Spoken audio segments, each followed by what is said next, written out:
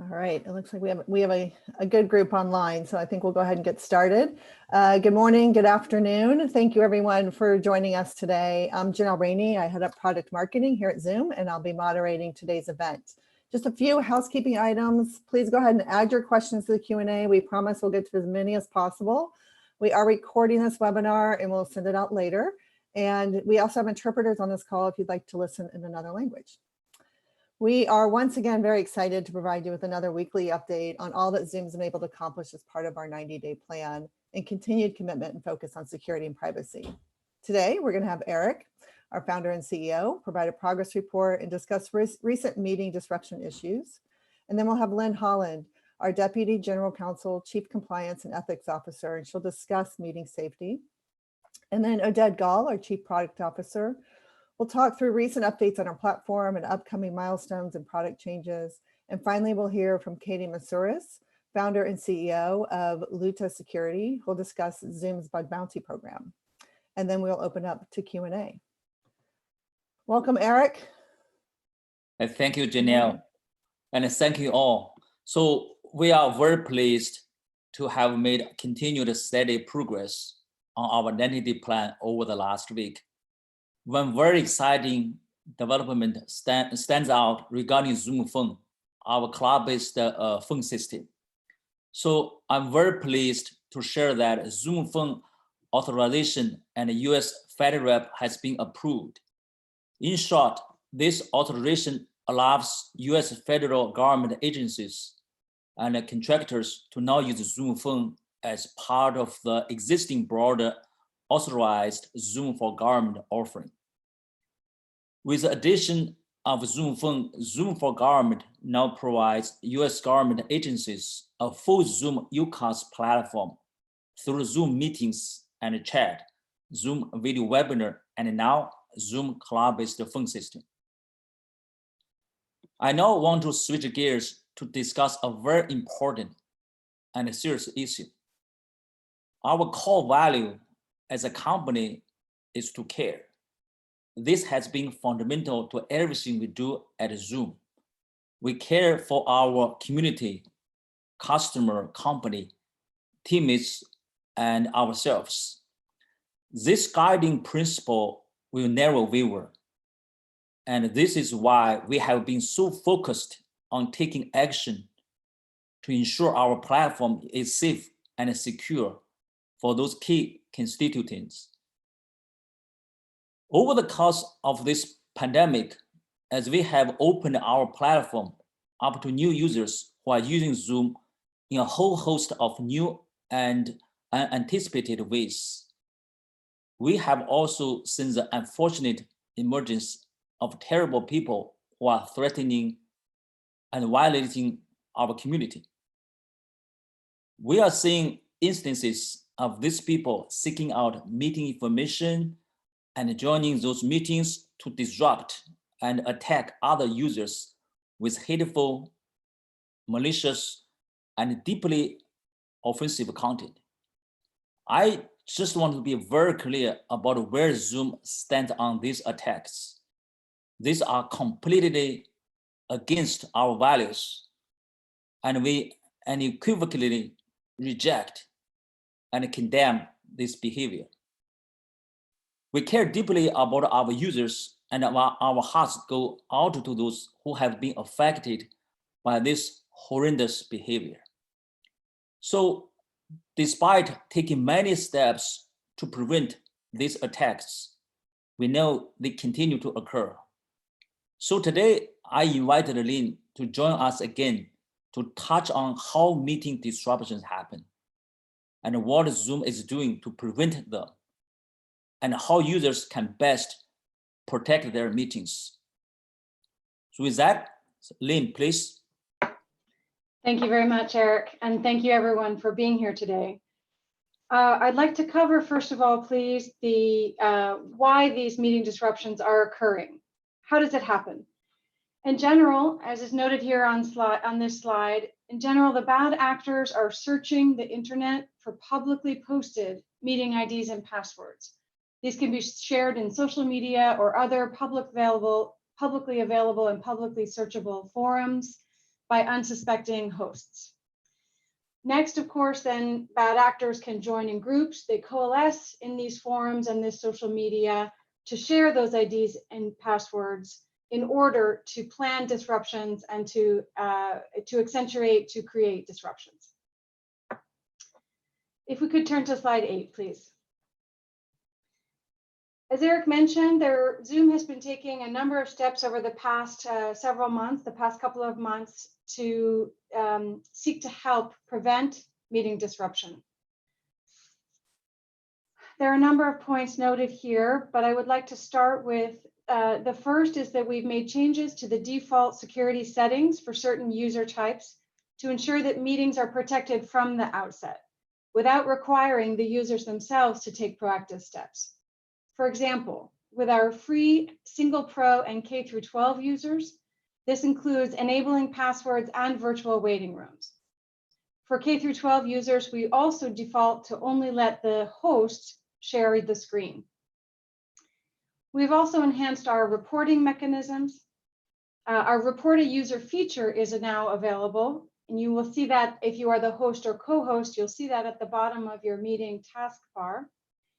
And that security icon collects a number of the important features relating to security all in one location. So for example, if an unwelcome participant does join your meeting, the host or co-host can select report a user, which automatically takes a screenshot of the meeting and sends that report to Zoom's trust and safety team. The feature also then, the trust and safety team, of course, will then investigate the matter and as appropriate, respond, may terminate the person's account, may suspend the person's account, or even in some instances, make a referral to law enforcement. Confirmed offending users, again, will have those consequences as appropriate.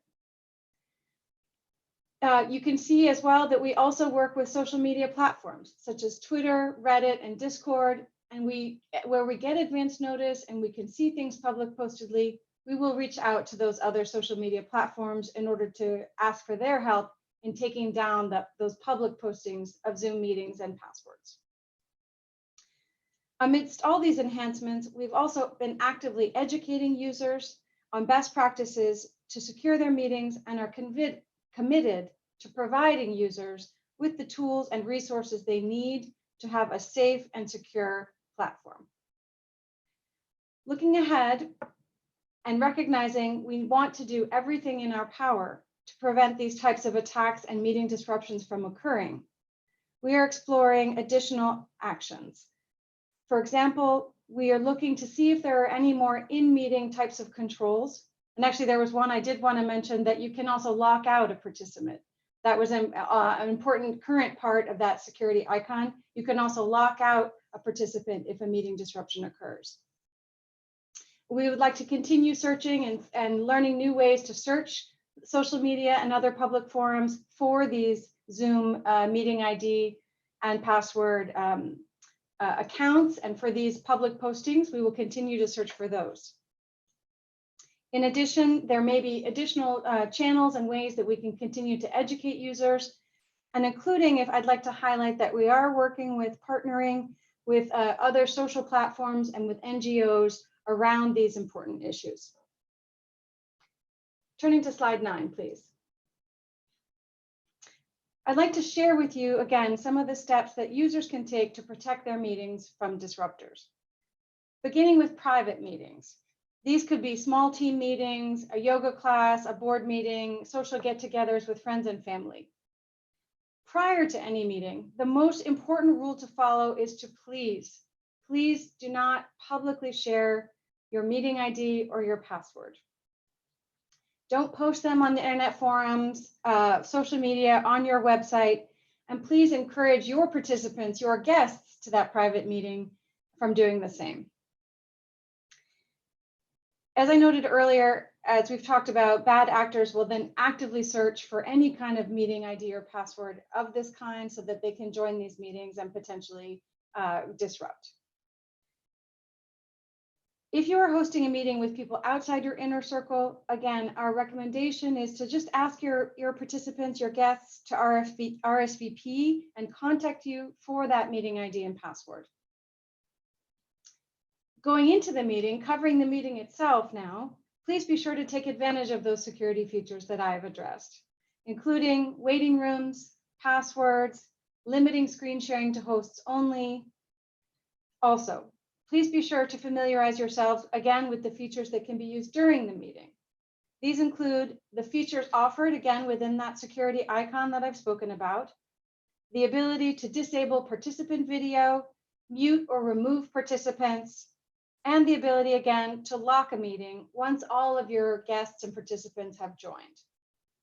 You can also use the meeting registration feature, which requires users to provide their name and email address before gaining access to the meeting. While all of these features and resources are helpful for private meetings, Zoom meetings is not designed to support some of the larger scale meetings, such as community events, that some users are wanting to have during these times. These larger scale and public events where the information needed to join the meeting is disseminated broadly, that invite is disseminated more broadly, we would recommend considering a webinar product. Zoom does have a webinar product, just such as this one that we're using today, which can be the preferred format for that large scale community type event where again, you might need to be posting the invitation to people whom you don't know. Whereas Zoom meetings, of course, are designed to allow all participants to have a presence, to have their picture there on the screen, and also to be able to interact with one another. A webinar, in contrast, supports audiences from dozens to tens of thousands. These webinars are designed to be public facing and posted, and then your invitation and information can be posted online such that anyone theoretically could attend. And then the format of the webinar and the protections and those security settings that are in place in the webinar product enable the hosts to more fully control the event. The hosts or co-hosts, in addition to their screens, are the only ones who are present and visible on the screen. The format, again, enables an audience only to watch or to listen, as you are doing today, and in some cases, also to ask questions.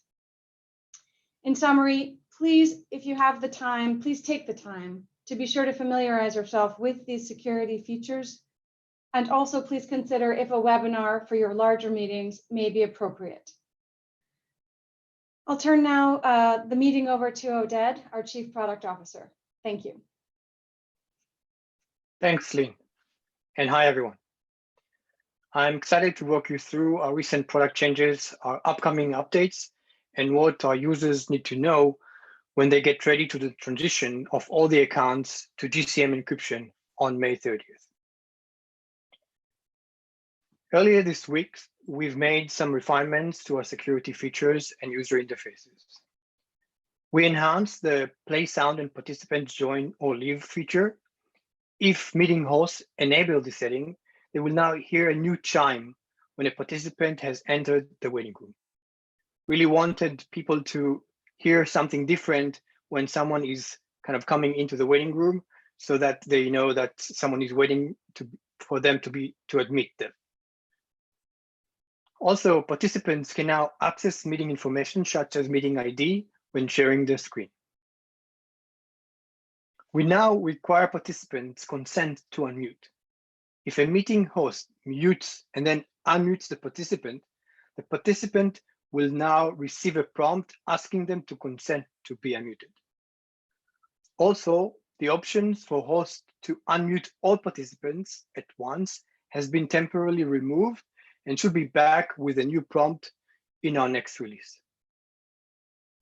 Finally, the icon next to the interpreted language will now list the language abbreviation instead of a flag.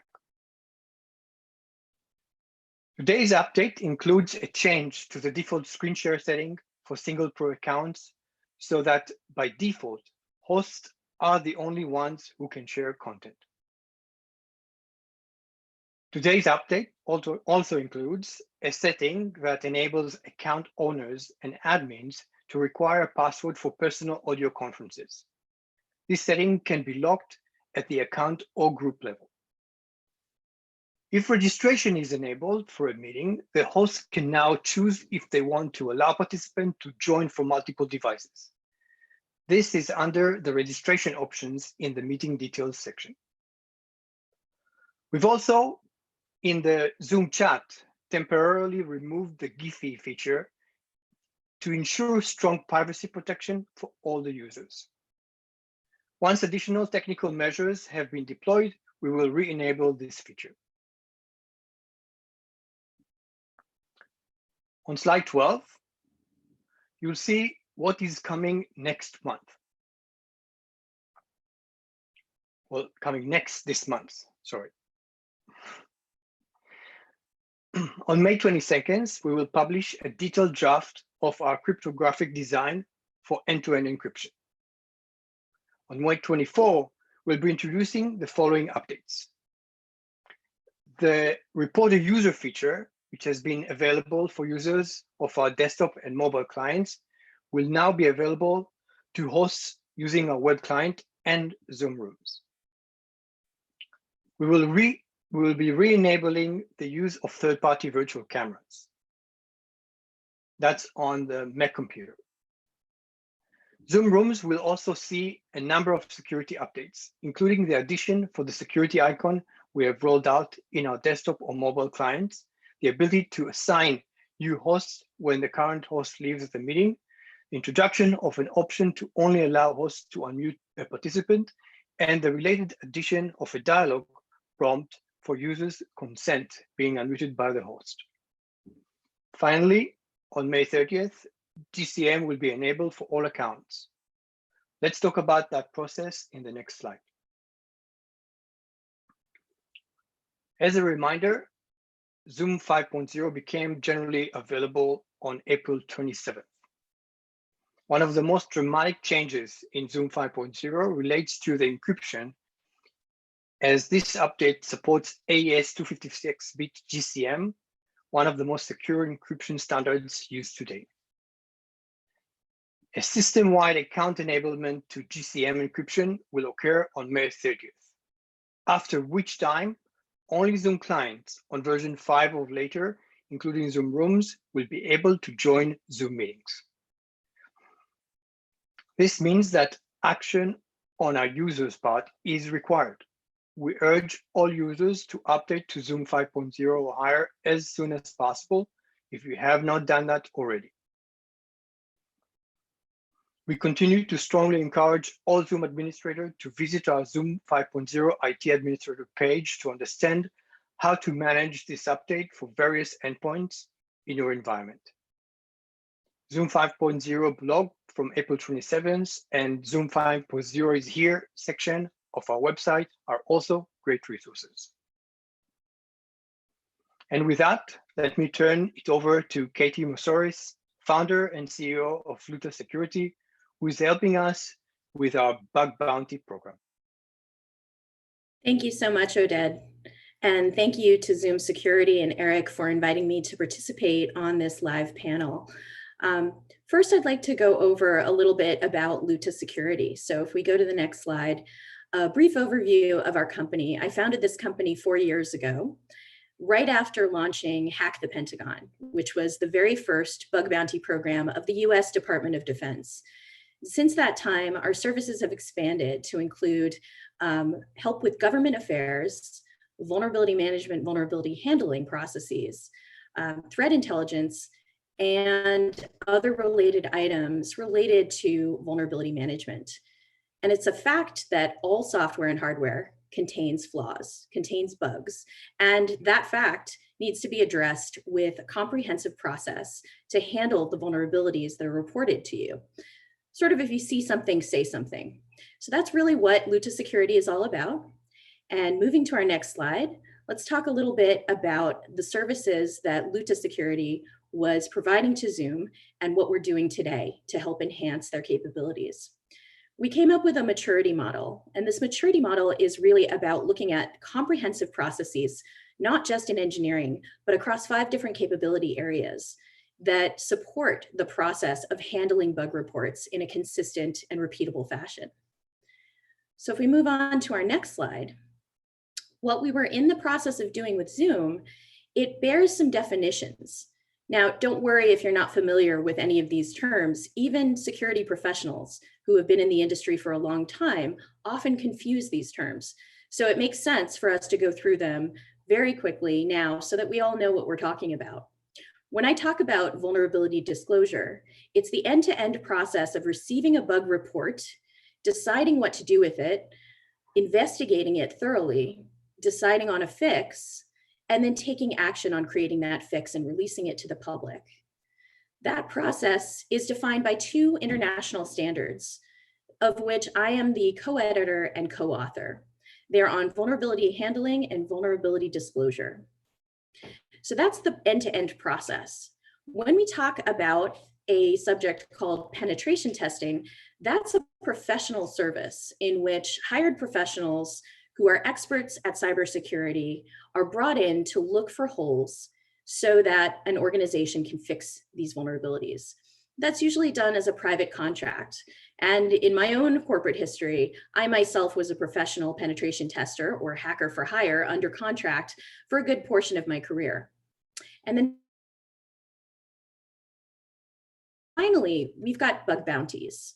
This is sort of a crowdsourced hybrid between those other 2 terms. It contains some of the elements of having outside parties take a look at your bugs, and you're inviting them to report them to you if they see something, say something.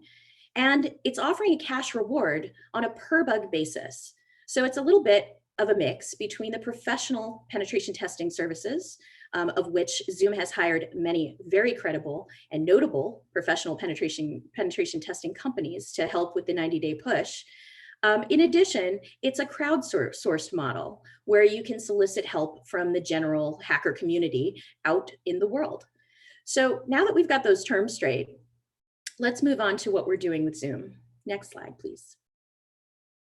So what Luta Security is doing in terms of working on the vulnerability disclosure process and the bug bounty process that Zoom has in force today is we're taking a look at all of those capability areas. Our goal is to reduce risk to customers in hand with Zoom in order to facilitate the handling of these vulnerability reports. Together with some of the professional penetration testing companies that Zoom has also brought in during this 90-day period, we're ensuring that every issue that's reported to Zoom from an outside party is thoroughly investigated and that measures are put in place such that the same kinds of vulnerabilities don't occur again. And that's really part of the end-to-end process that we're helping to create with Zoom. And we're excited to be a part of this 90-day push. With that, I would like to say that we will be sticking around. I'll be sticking around for Q&A, and I believe it's back to you, Janelle. Thank you. Great, thank you, Katie. Before we do jump into the Q&A, I'd like to welcome back Brendan Idelson, Zoom's Chief Technology Officer, and Leah Kistner. Leah is a security and privacy expert and the former global lead of privacy technology at Google, and she's lending her expertise to us on a consulting basis. So with that, let's jump into the questions. Oded, just up front, there's a couple around Zoom 5.0. How do I know what client my end users are on? So if you're an admin, how would you know that? So if you go to our dashboard, you can see the distribution of the different clients on one of the widgets that is showing on the dashboard, and will tell you exactly how many users you have in each of the versions. Great. And how do I verify if I've upgraded to 5.0 too? So that you can easily do through our menu. You can go to the main menu, and then if you go to the about, you'll be able to see what version you're on. Okay. And if I'm using a Chromebook, how do I download 5.0 and will I be ready on May 30th? So the Chromebook app is basically available on the Chrome store, so you can download it from there. And alternatively, you will be able to also use the web client, and the web client is always up to date. Excellent. Thank you. A few questions on the bug bounty program. Katie, can you talk about how do you report a security bug? That's an excellent question. To report a security bug to Zoom, please go to zoom.us/security, or you can send an email to security@zoom.us. Great. And another one that's security related here for the bug bounty. Do you have any plans to obtain ISO or NIST type of certification in the area of security? That's a great question. So as the co-editor and co-author of the ISO standards that we are helping Zoom comply with, one, we can say that they will be in full compliance and probably even better than a lot of organizations once we're done with the work that we're doing. And in addition, the NIST Cybersecurity Framework 1.1 version actually contains a requirement for all businesses that do business with the US government.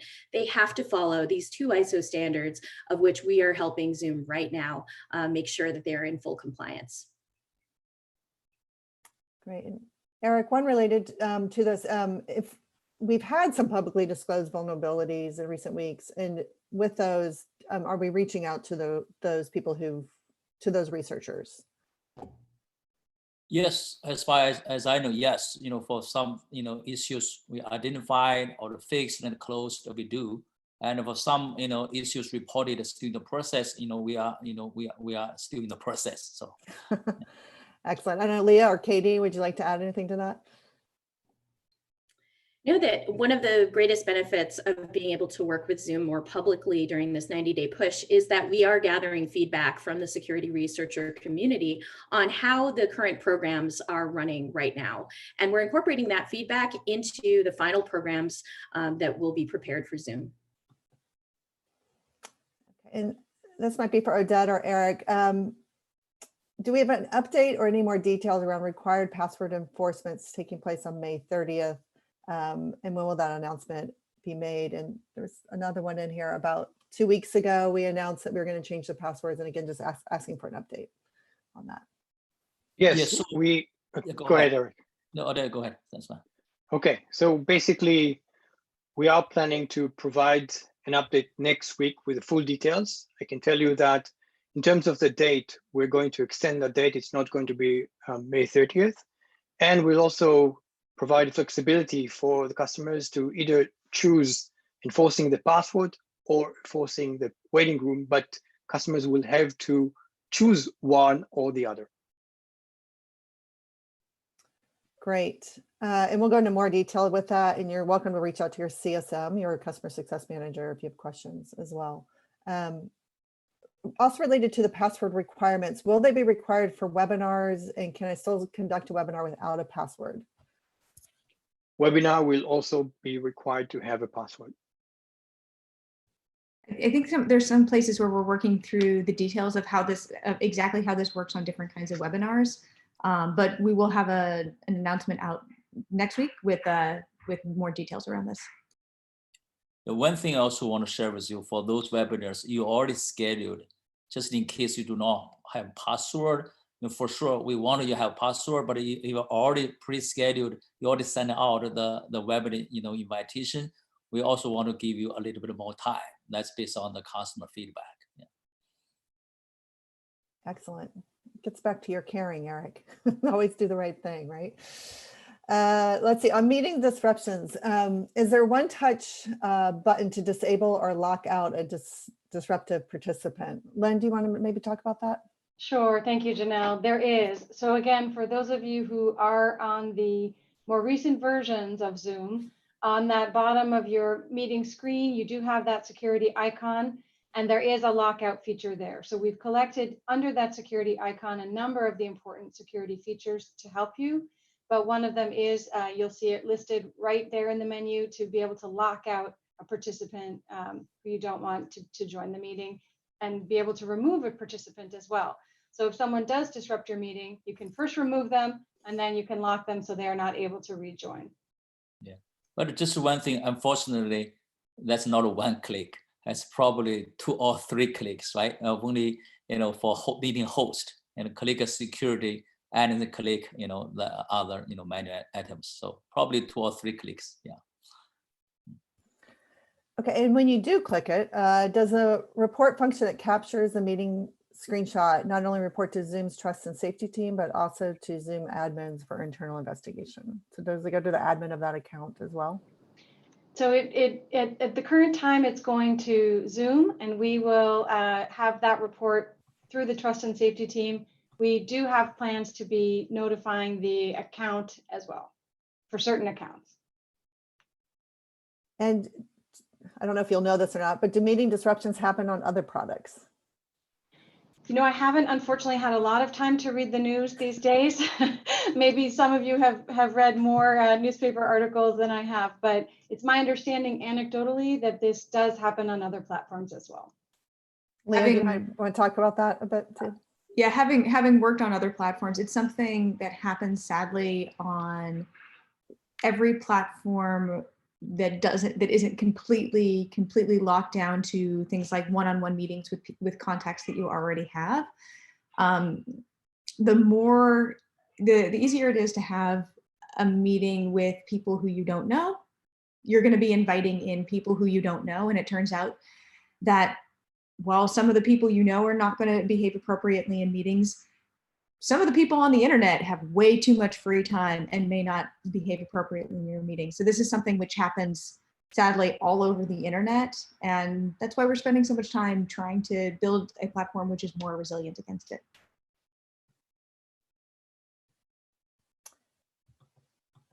Oded, another question on Chromebooks. Will breakout rooms be available on Chromebooks? Yeah, we'll be working on upgrading all the features that are available on this, or at least most of the features, to the Chrome. We understand that it's being used in the EDU heavily, and that's why we feel that this feature is specifically important. Okay, another product question. So Dad, you can stay unmuted there. What's the difference between a co-host and an alternate host? And is it difficult to appoint someone else to be an alternate host? Yeah, so an alternate host is someone you would usually add in addition ahead of the meeting when you schedule the meeting, while a co-host is someone that you will assign while you're in the meeting itself.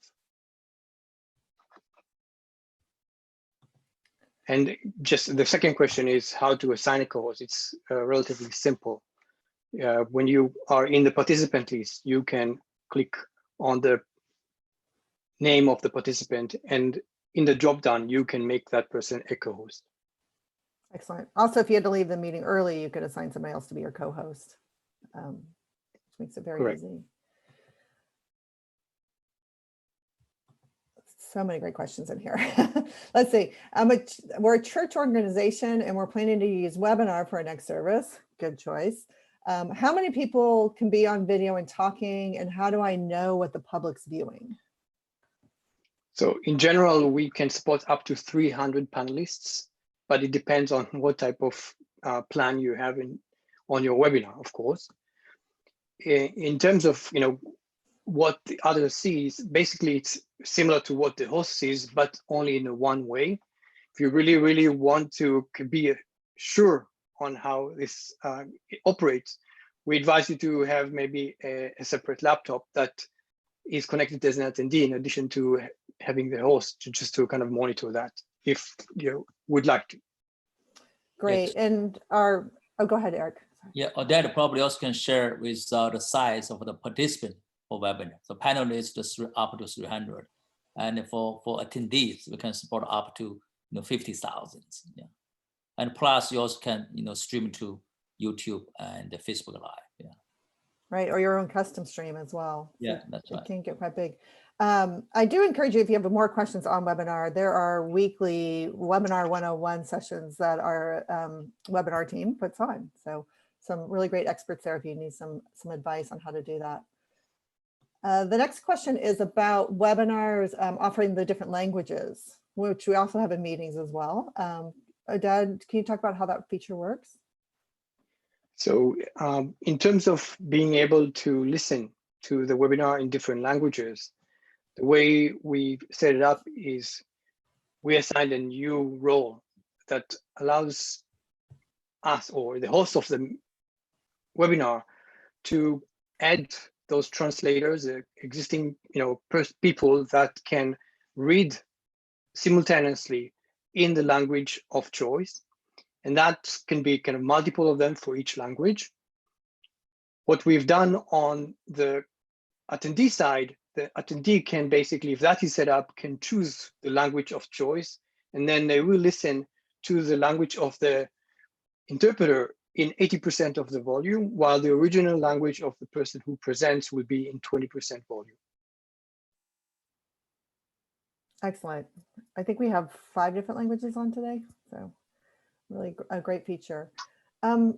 Brendan, can you talk about how do you track participants who don't authenticate with an account?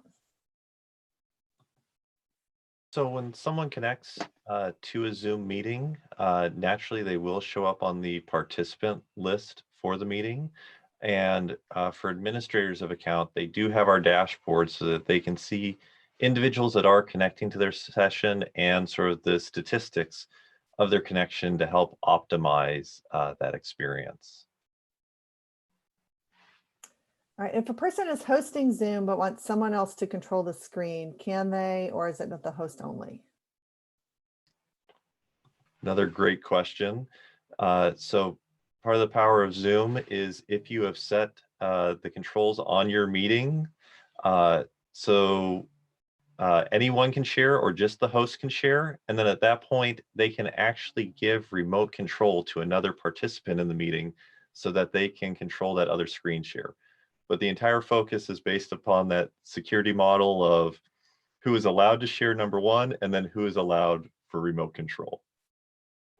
Absolutely. So it really does leave the host in control of determining that. 100%. Very flexible model there. Can you explain the unmute all that's been removed? Yes, I can talk about that. So what we've done for security reasons is we've changed the logic of how a host can unmute participants. Because of privacy, we don't want to surprise a user by just unmuting a participant without letting them know that they're being unmuted. So we've added a dialog that pops up on the participant side to really confirm the unmute. Temporarily, we disabled the unmute all so that we can support the same experience for a large group of participants who are being unmute, and that will return to the product in the next release.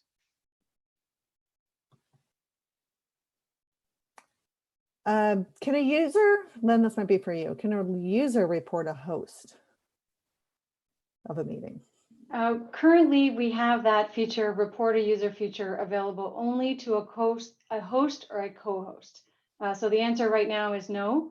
And we wanted to try this first, the report a user feature, with the host and co-host, as again, the person who's organized the meeting, invited others to the meeting. The belief would be that they should be the ones to try this feature, and we could perhaps revisit in the future. Eric, can you talk about how do you lock out a Zoom participant? So if you during the meeting time, right? Again, there's a security button, right? If you see some suspicious participant, right, and just click that and let's expel this user and select a participant, right? And then after that, this participant cannot join this meeting anymore from the same device. Yeah, excellent. Does the unmute prompt also apply to the webinar product? If I unmute a panelist in a webinar, does it prompt the panelist? Right now, this feature is only for meetings. Okay, and do we have on the roadmap to possibly integrate with other calendar systems? And the person's not referring to like which ones we have, so maybe review what we have, and then if there's any others. Brendan or Oded, do you want to talk to that? So definitely. I mean, right now we have a number of integrations that are available with our various schedulers and plugins. But one of the things that we do offer on top of our native schedulers is if you are scheduling through our website or through some of the other options, there is the ability to download a calendar entry, which is in a standards-based file called an ICS file, which can be opened by most calendar systems so that you can use it across calendaring platforms. Great, and it works super easily with Google Calendar, with Outlook. There's even a really cool Calendly plugin if you want to help with the virtual assistants for scheduling. So check that out on our app marketplace, and you should be able to find those simple integrations as well. If a person's hosting a Zoom meeting but wants someone else to control the screen, oh, I think we already asked that one. Sorry. It was about controlling the screen there. Will there be a point where you can tie access to a meeting to an email without posting a meeting ID and a password, sort of embedding the Zoom client inside the email itself? Brendan, do you want to talk to that? More than happy to talk about that one. The tool that we have right now, which is extremely valuable for that, is our meeting registration or webinar registration feature, where you can basically require everyone to register for the session, and you can set rules to automatically approve anyone that registers, or in the case outlined there where you want to lock it down, you can manually approve them. And once they're manually approved, they will get an email that has a participant specific link in it, so that that is bound to that specific individual. So great feature that is in the product right now with the meeting registration or webinar registration feature. All right, so this is Lynn and Eric. What happens once intruders are reported? Some of these cases have been pretty heinous, so maybe you could talk to that. Sure, I can address that, Janelle. As I've said, if we have a situation where there's a meeting disruption and we become aware of it, under appropriate circumstances, of course, this is perhaps a violation of our own terms of service, and we may, as I said earlier, we may suspend or even terminate a user's account on Zoom. In addition, on a case-by-case basis, again, we look at it, we're not in the position of determining what may or may not be a crime, but we do look at that, some of those reports and that information, and we do make referrals to law enforcement. So we are in contact with the appropriate authorities, including the FBI and others, about some of these really, really horrible meeting disruptions that seem to involve, you know, the very awful material. And is there a difference when you're removing a user versus locking out a user? Basically, when we have the remove feature and we have the lock meeting, right? When you remove a user, that user will be kind of locked out of the meeting from the same device. When you lock a meeting, the meeting is completely locked and no one else can join.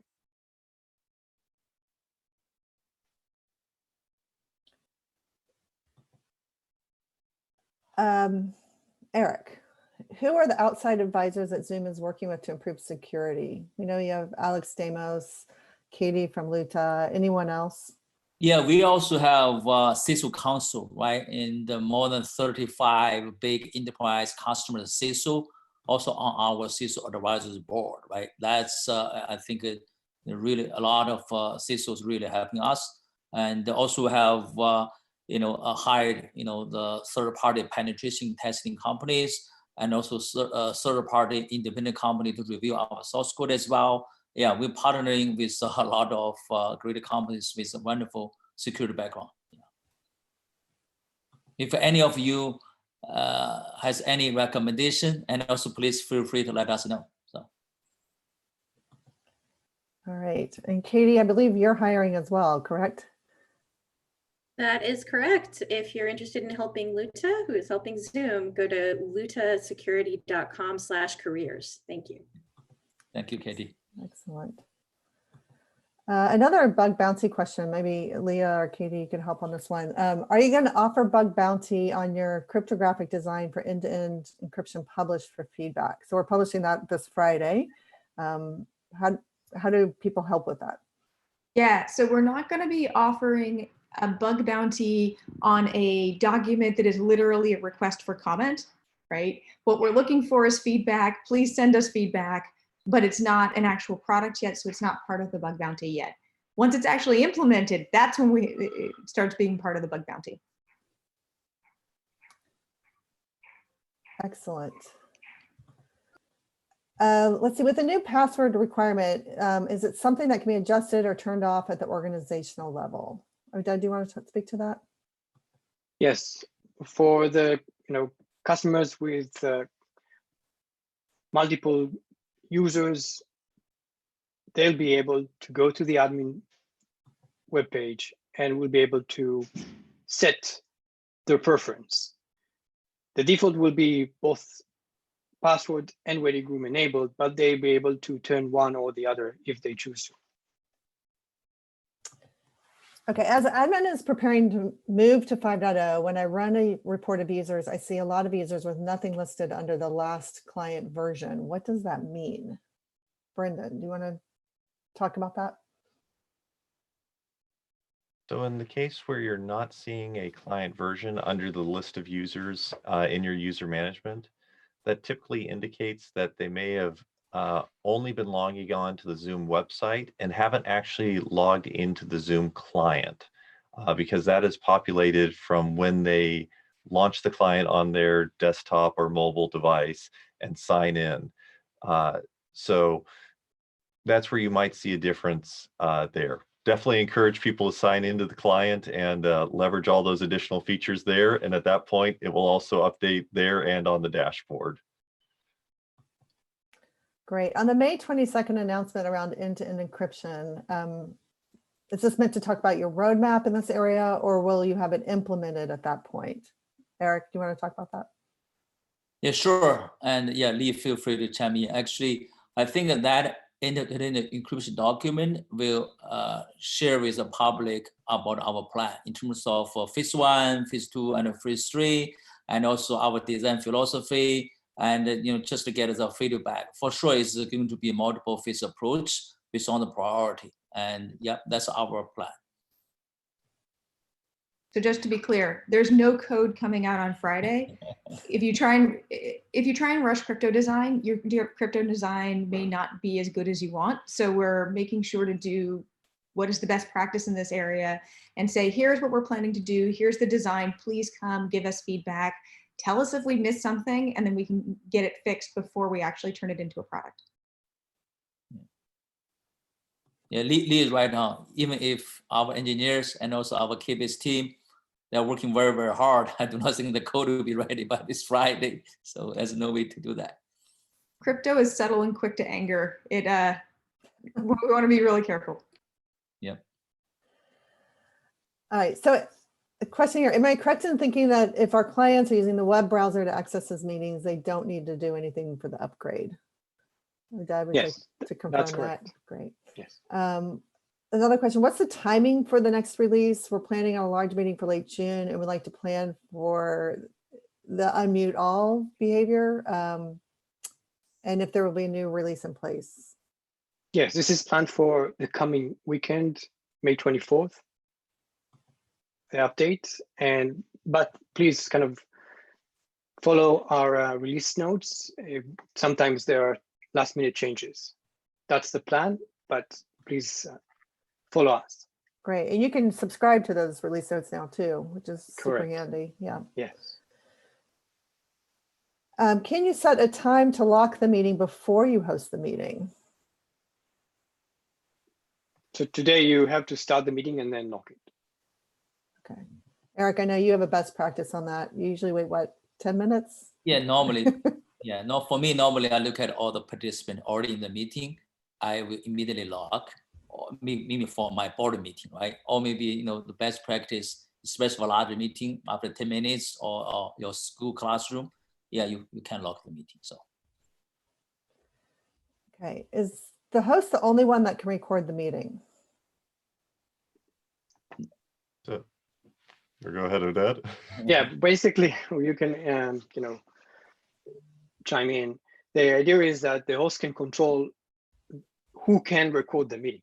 Basically, if someone is asking to record the meeting, then the host can provide that access to that participant. But by default, they cannot just, without their host consent, start recording the meeting.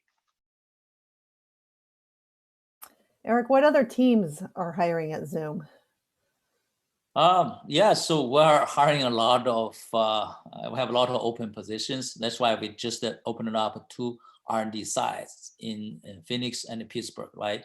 In terms of DevOps, security engineers, full stack, web engineers, mobile developers, and also server side. And yes, please go to our website. We have a lot of open positions, double down our R&D. And also a lot of other opposition for other departments, not only for R&D as well. And feel free to go to our website, take a look. Great. I am hiring product marketing if you would like to join. Yeah, so I'll put in my plug too. There you go. Yeah. Let's see. By the way, Brandon, our CTO, also has a lot of open positions for his office, or that as a product manager as well. Lynn, a plug for you here. Yeah. So, yes, there are a lot of positions available. Yeah. Let's see, 2 questions on this. How can you record attendance in a large meeting? And can you get attendee lists for those attending a Zoom meeting as we get one for webinars? Brandon, yeah, Odette. So can you repeat how can you So if I have a record large attendees? meeting, how do I know Yes. who attended? Right. Well, Like I can for basically, a webinar. if the participant have registered, then you can track that and you will get a registration report on who attended based on who registered. If you're in a regular meeting, you will kind of have to look in the participant list to see who attended. And you can get reports for every meeting.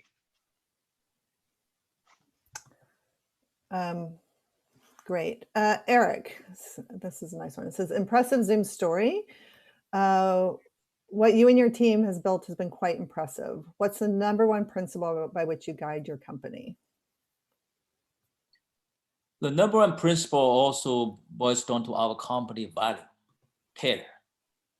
Care about our community, customer, company, teammates, as well as ourselves. Everything centers around care. That's our guiding principle. I love that. Let's see, will there be any features anytime soon to live stream a Zoom meeting to applications such as Instagram Live? Brendan or Oded? Well, right now we're focused on just YouTube and Facebook. We'll consider that in the future. We do have the ability to stream to standard-based streaming servers. So you can use that if those 2 are not applicable to your event. Yeah, so you can do it automatically to Facebook or YouTube, and then a custom stream as well. And then there are a few applications in the app marketplace, like Restream, that could help as well. So be sure to check those out. Let's see, if we pin someone's video, do they know? No, this is something that is only shown for the person who pins the video. But if you're on a video call, it basically means that your video is enlarged, your video is still on. So you need to be aware that once you send your video, it can be in a small window or a large window based on how people are watching you. Right. Katie, are you changing any of the current day-to-day bug bounty operations? No, that's a great question. The current day-to-day bug bounty operations are still being run by bug bounty platform providers. And those programs, the bug bounty, where you get cash rewards for reporting something, are still private, meaning they're invitation only on those platforms. What we are doing is gathering feedback on the participants of those bug bounty programs, and also on the general experience of trying to report an issue to Zoom via the email address security@zoom.us. So we are gathering feedback. We're incorporating that into our work that we are continuing to do with Zoom, especially on the back end with the engineering teams and the product security teams. And that's really where Luta is focusing our work. So no current changes on the existing bug bounty and vuln disclosure workflow, except we are gathering feedback on those workflows. Thank you for asking. Great. And this isn't really a question. This is from Alfonso, but I thought it was a good tip to share. Maybe Leah or Lynn, you can weigh in here. He said he had a Zoom bomb experience, but what he did to eliminate this from happening was adding additional detailed questions on the registration form and then manually approving people that came in. Seems like a good way to go there. Sounds like a great idea. It's all about having more information and knowing who you're allowing into your meeting. Yeah, it can be really tricky when you post essentially an invitation to the internet, because you're inviting the internet, and the internet has a lot of people who need new hobbies. Okay, there's a few questions here on the API. Can Zoom or Zoom Phone be embedded into another service? Eric, do you want to talk about that? Yeah, sure. For meetings, yes. And we do have API. You can embed, also have SDK. You can embed Zoom into the website, into other applications. In terms of Zoom Phone, I do not think API fully ready yet. So yeah, but we are going to work on that. Great. And to find out more about that, you would go to marketplace.zoom.us, and there's a developer section there. And then we have a whole developer team that can help guide you as well.